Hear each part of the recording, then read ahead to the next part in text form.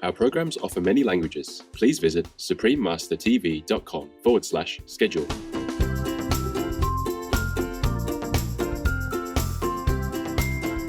A survey by the Harris Index showed 25% of people in the UK are now shifting away from animal-based foods and trying out plant-based foods. So that's great. And I think a particularly encouraging figure is to see that 20% of millennials now identify as vegan or vegetarian.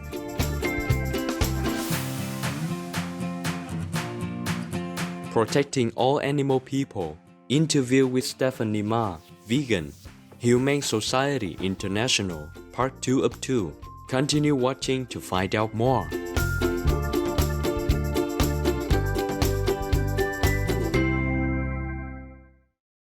Continue to eat meat so that you can be forever away from heaven. Hait'al Nana, gentle viewers. That means, how are you doing in the Navajo language? I'm Seth. The peace-loving people of the Navajo Nation wish vegan laws will soon be implemented so that we may all live in harmony with our animal people friends. Welcome to Protecting All Animal People. Interview with Stephanie Ma, vegan. Humane Society International, Part 2 of 2. On today's program, we continue our discussion with Stephanie Ma, Public Affairs and Campaigns Officer at Humane Society International, or HSI, a global animal people welfare organization. HSI promotes the vegan lifestyle as the best way to protect the lives of people from the animal kingdom. Stephanie discusses how raising livestock for meat consumption is causing many of the problems facing Earth today. If you look at the numbers and the science, we know it's the second largest emitter of greenhouse gas emissions globally, as much as all forms of transportation worldwide combined.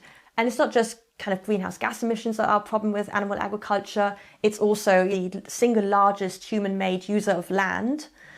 We know that as much as 83% of all global farmland is currently being used for the production of animal products. And in fact, it only provides 37% of the global protein and only 18% of calories.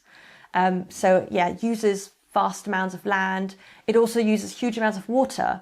And actually, the UN Environment Programme has said that the animal agriculture industry is the biggest polluter of water at the moment. And animal agriculture is a major driver of deforestation in places like the Amazon. And what that means is we get habitat loss, and that really fuels that biodiversity crisis that we're currently in. So I think it's a multifaceted problem from many different angles.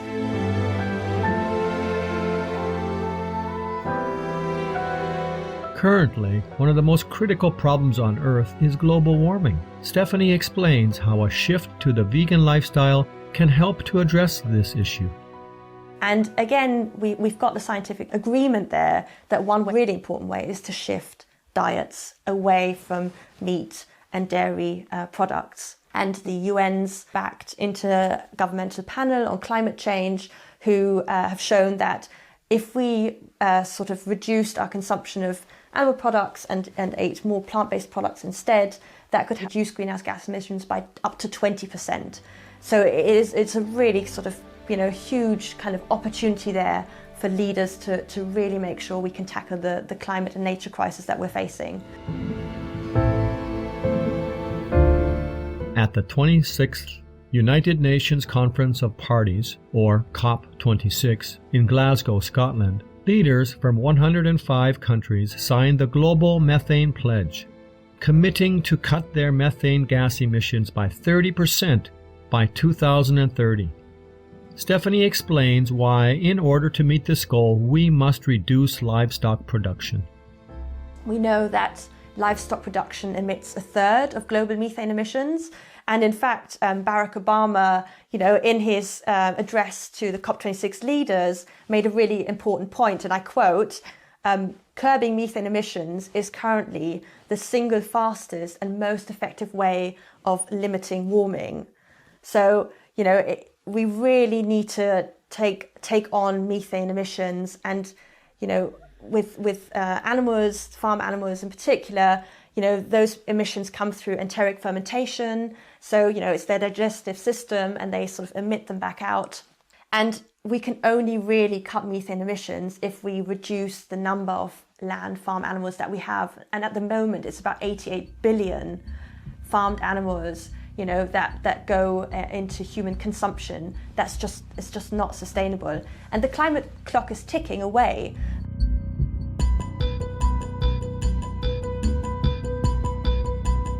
Although numerous scientific studies conclude that a global shift to the vegan lifestyle is the fastest way to halt climate change, government leaders have been slow to take action.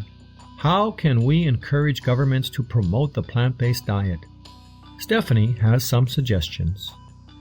Governments are not going to step up their ambitions for climate change unless they feel the pressure from the public and from voters. One particular kind of good way of doing that, I would say, is writing, for instance, to your local member of parliament. By having those conversations with members of parliament, with politicians, it creates a sort of a drip, drip, drip effect where over time it just kind of shows to them that, this is a normal discussion, this is something that's being supported by the public, and that gives them then the confidence, I think, to kind of change their mindset around food systems and farming and what they should and what they shouldn't do, and just encourages them to actually put those kind of policy actions and bold targets in place. Stephanie says that more and more people want government leadership in the shift to the vegan lifestyle. There's growing public demand for governments to sort of step up to the plate and take the lead. A study came out by Demos, and it sort of looked at what are the public's thoughts on what policy actions the UK government should prioritise. And actually, one of the top three, with 93% of respondents, was, we want to see a strong government campaign and policy action on reducing meat and dairy consumption. So that should be hugely encouraging, to our politicians in the UK. There's that backing from the public. They want to see leadership from government on this. And it's now up to policymakers to sort of step up, to understand that it's become acceptable, it's become mainstream, and it's become the future. Cow's milk protein may be the single most significant chemical carcinogen to which humans are exposed. Dr. T. Colin Campbell, PhD, vegan. What encouraging news, Stephanie. We'll take a moment now to pray for world vegan, world peace. We'll be back after this message. Please stay tuned to Supreme Master Television.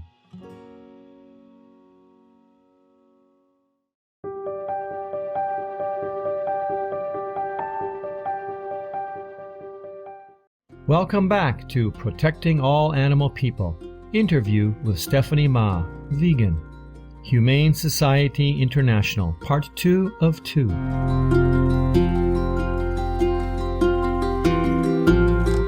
One of the cruelest practices of livestock factories is imprisoning animal people in cramped, filthy cages for their entire lives.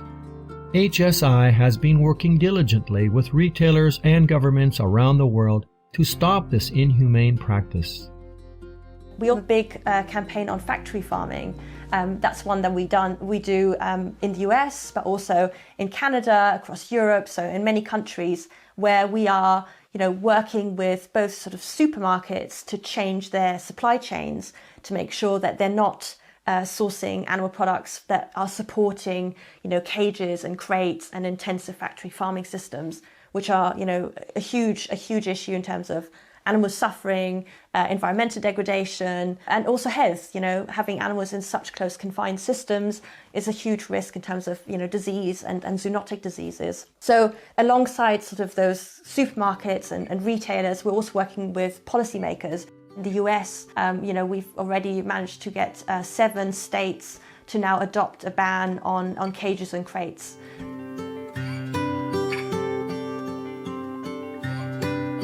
HSI is now working with the UK government to ensure the adoption of the 2021 National Food Strategy.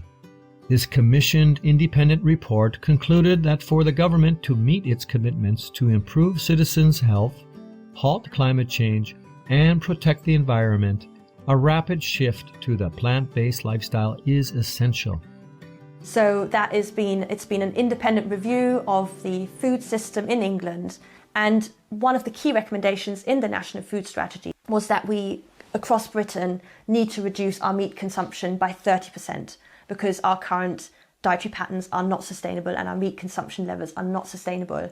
And instead, we need to increase our uptake of fruit and vegetables by 30%. Also for health benefits, environmental benefits, and so on. And so we think that's a huge opportunity, and we are really sort of pushing the UK government to grasp that opportunity, and that becomes part of the UK government's policy in 2022.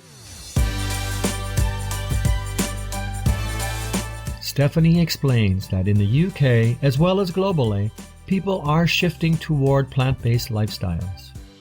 A survey by the Harris Index, and that showed that 25% of people in the UK are now shifting away from animal-based foods and trying out plant-based foods. So that's great. And I think a particularly encouraging figure is to see that 20% of millennials now identify as vegan or vegetarian. That they're the future generation. It's really good to see those young people caring about, environmental issues, the animal welfare concerns, and also, sort of realizing the health benefits of more plant-based eating. And we've also seen, a huge explosion of plant-based products. On the UK market, for instance, it's predicted that by 2024, the UK kind of meat-free market and sales will be worth £1.1 billion. And the same is true globally. We're seeing those same kind of trends. It's expected that, the sales of products that are alternatives to meat and dairy and eggs are going to reach $290 billion by 2035. So I think this is not a fad. This is the way things are going, and it's up to policymakers to recognise that.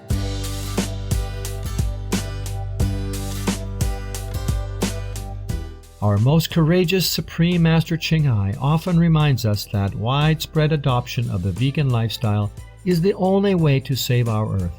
To quickly stop climate change, global pandemics, food and water shortages, and environmental degradation, she calls on world leaders to pass vegan laws. If the government doesn't want people to eat meat anymore, then first they have to stop all the slaughterhouses, all the livestock industry, close them all down. Give these business owners some subsidies so that they can turn that into another kind of farming, because they say that's an animal farm. So they can turn that into a vegetable farm and fruit farm. Our deepest gratitude goes to you, Supreme Master Ching Hai, for sharing your wisdom. We pray that all world leaders quickly heed your advice and pass vegan laws to save our world. We sincerely thank Humane Society International for all the tremendous work that you do to further the united goal of World Vegan. May heaven continue to guide you in pursuing your courageous work. For more information on Humane Society International, please visit www.hsi.org.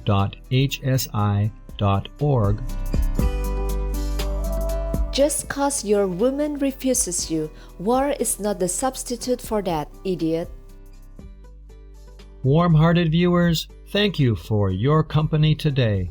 Please stay tuned to Supreme Master Television for Be Kind to Animals Week, The True Spirit of Humanity, Part 1 of 2, right after noteworthy news.